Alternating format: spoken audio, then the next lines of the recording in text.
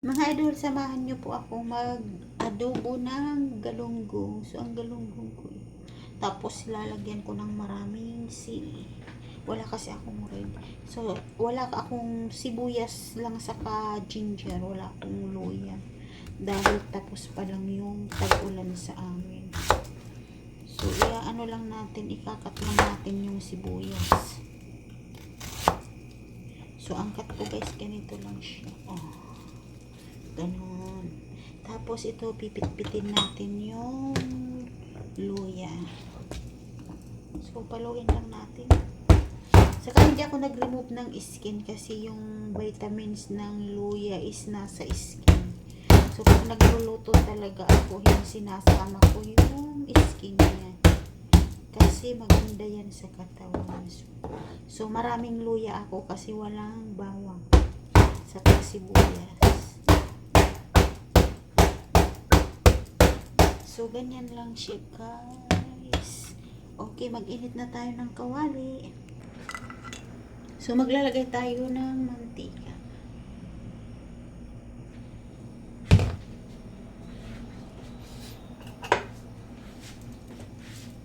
So, ilagay natin yung luya.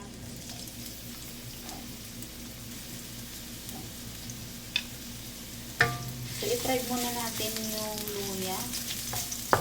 5 minutes. Palabasin natin yung bangalang. Mitos na mix lang natin. Maliwa ang bangunan niya. Ang bangunan niya dyan. Tapos ilagay natin yung sibuyas. Paghiwalayin natin. Malaki ang ano ko ang hiwalay.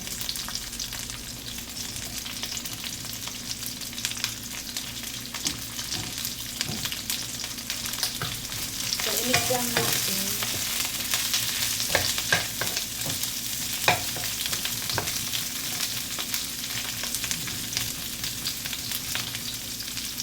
Lutuin natin 3 minutes. So, i-mix lang natin siya.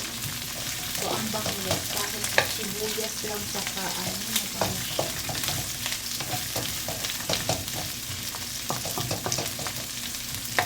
So, ikalat lang natin siya. At ilalagay na natin yung galunggong.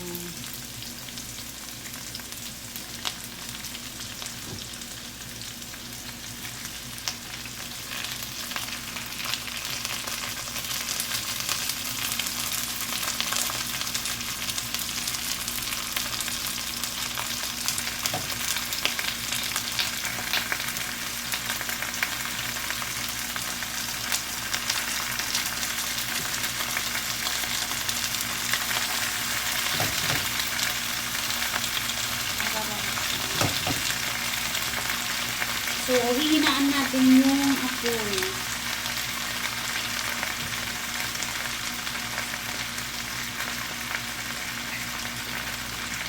So, tatakpan natin siya. Within 5 minutes, titingnan natin kung anong nangyari sa linuluto natin. So, buksan na natin. Tararan! So, mabango na siya. At babalik ta rin natin para sa kabilang side naman. So, igilid lang natin siya. At babalik ta rin natin siya. So, ayan na siya. Nalagyan na siya ng lasa.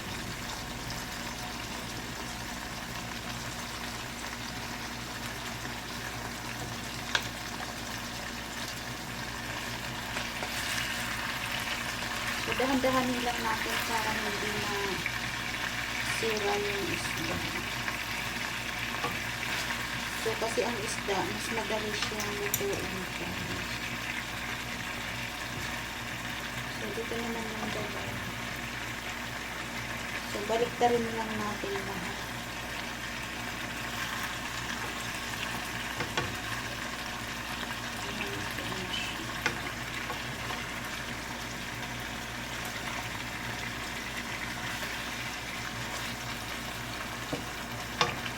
So, yung isa ilagay natin doon.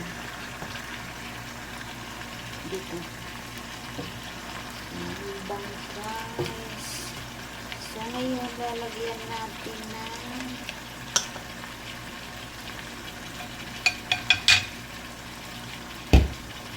black beans.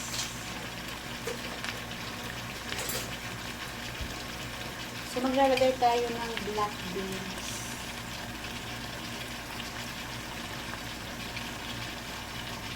Depende kung anong gusto nyo karami na black beans. So, ako ganyan lang siya.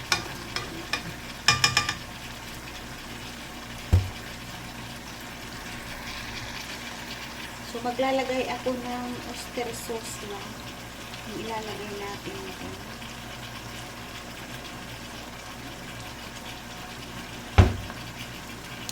Black pepper.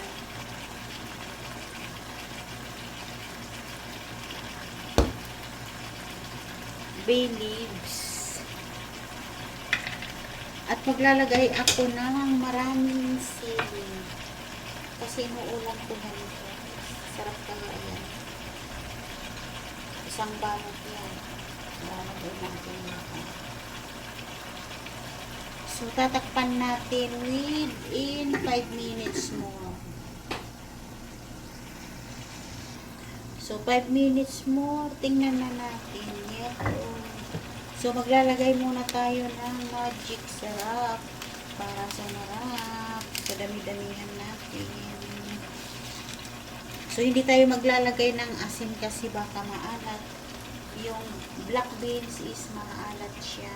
So, maglalagay na tayo ng kaunting tubig. Huwag maraming tubig. So, depende sa inyo kung anong gusto nyo.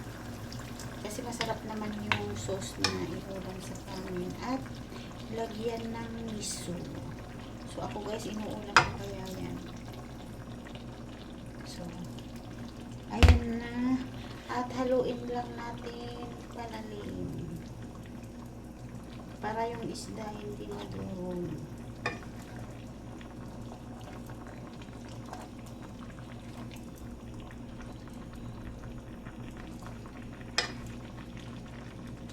So, pakuluan natin uli ng another 5 minutes. So, nilagyan ko siya ng tubig ng katamtaman lang para yung sauce niya ay sabaw natin sa kanin masarap. Tapos yung yung noodles. So, takpan uli natin. Balikan natin after 5 minutes.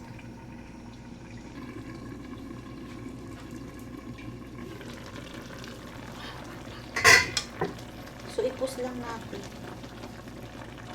Dahan-dahan para hindi malulog.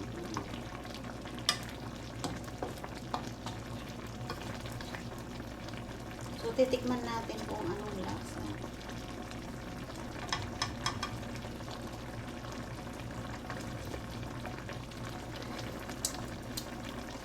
So, hindi na tayo maglalagay ng salt. Kasi is okay na yung sa akin yung alat. Hindi naman kami kumakain ng masyadong maalat. So, balik na rin natin itong isa. So, okay na siya guys. So, maglalagay tayo ng kaunting vinegar. Maglagay tayo ng suka na kaunti para hindi masira. Kahit 1 week to, hindi siya masisira.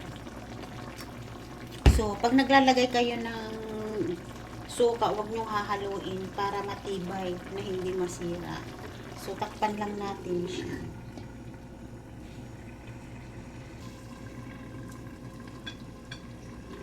So, tingnan na natin. Ang bango. So, okay na ito guys. Luto na ito. So, i-transfer na natin sa plate. So, kaunti.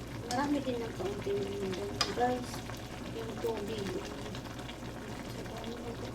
So, maglalagay na tayo sa plate para kumain na tayo ng lunch. So, patayin na natin yung apoy. So, itabi muna natin yung sili. Ang sarap ng sili, guys. Tapos, with sausawan na mahanghang. Ay. So, itabi muna natin yung salt. So, kuhanin na natin yung isda. Huwag kayong madudugo. Ay, alam ko na, guys. Wait lang. So, ibalik natin yung sili sa mga pinanggalingan niya. Kasi may idea ako para paano maglagay sa plate. So, binalik na natin sa mga posisyon. So, okay. Ngayon, ilalagay natin yung plate dito. At dahan-dahan natin na isasalin.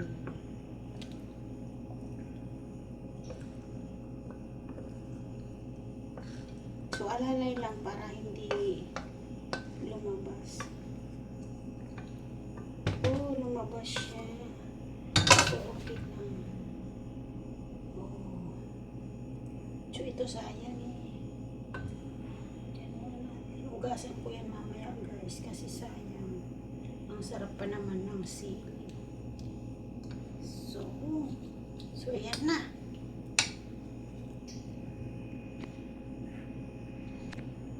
So guys, ito ang adobo na galunggong.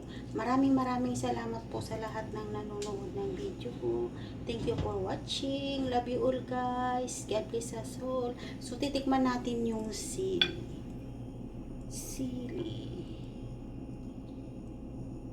Kamayin na natin, guys. Tapos lagyan natin ng sauce. Ang harap.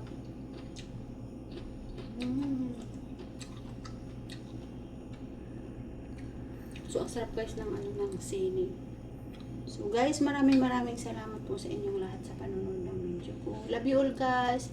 Bye-bye!